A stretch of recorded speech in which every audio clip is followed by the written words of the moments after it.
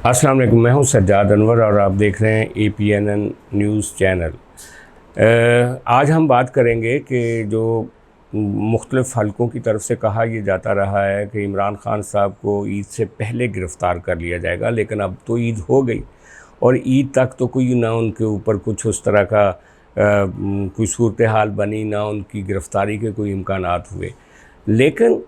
ये बात दुरुस्त है, और जिस तरह की रावलपिंडी से ख़बरें आ रही हैं, जिस तरह से एस्टैब्लिशमेंट सोच रही है, जिस तरह से ISPR के DG की प्रेस कॉन्फ्रेंस हुई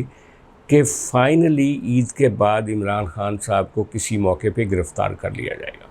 ये भी कहा जा रहा है कि जनाब अडियाला जेल में वो सेल जहाँ पे किसी ज़माने में वो जो खाकान अब्बासी साहब साबिक़ वज़ीर आज़म जो तो मुक़य्यद थे,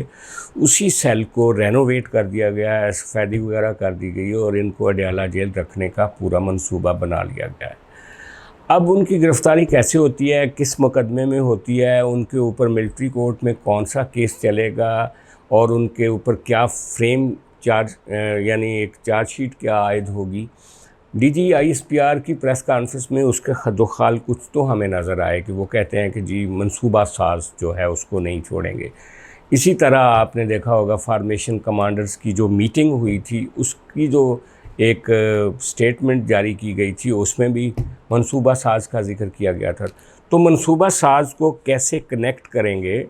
उन लोगों के साथ जिन लोगों ने जाके जिन्ना हाउस में और GHQ में और पेशावर मिलिट्री इंस्टॉलेशन पे, मियाँ वाली और बाकी जगहों पे जाके अटैक किया।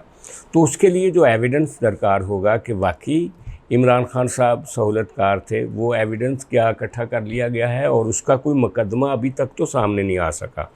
अब कहा यह जा रहा है कि ये जो मिलिट्री कोर्ट्स हैं उनमें वकील भी इनको दस्तयाब होगा और मिलिट्री कोर्ट की सज़ा जो है उसके ऊपर फिर आप हाई कोर्ट में और सुप्रीम कोर्ट में भी जा सकते हैं। लेकिन जिस तरह से अभी मिलिट्री कोर्ट की एक प्रोसीडिंग सुप्रीम कोर्ट में चल रही थी, उनको गैर कानूनी करार दिलवाने के लिए एतजाज़ अहसन और लतीफ़ खोसा साहब जो कोशिश कर रहे थे, उसमें हमने देखा कि बहुत सारे जजों ने आगे बढ़ बढ़ के बड़े बयान दिए। मुनीब अख्तर ने, ज़ियाउल अहसन ने और एजाज़ुल अहसन ने और ख़ास तौर पे मज़ाहर नकवी साहब ने। लेकिन जैसे जैसे ये वो बेंच श्रिंक हुआ 9 रुकनी से 7 रुकनी और 7 रुकनी से भी अब 6 रुकनी बन गया है, उसके बाद लगता है कि आर्मी जो चीफ़ जस्टिस साहब हैं उन्होंने भी हाथ उठा लिए हैं जो प्रेस कॉन्फ्रेंस सुनने के बाद। तो अब देखना है कि इमरान खान साहब के ऊपर एग्जैक्टली चार्जशीट वो क्या बनाते हैं, कैसे साबित करेंगे कि इमरान खान मंसूबा साज है और किन लोगों की गवाही होगी, कौन कौन उसमें वादा माफ़ गवाह बनेंगे और फिर कौन से मिलिट्री कोर्ट में उनके ख़िलाफ़ केस चलेगा और फिर वो उनको सज़ा कितनी होगी और फिर जब वो अपील में जाएंगे तो उनके साथ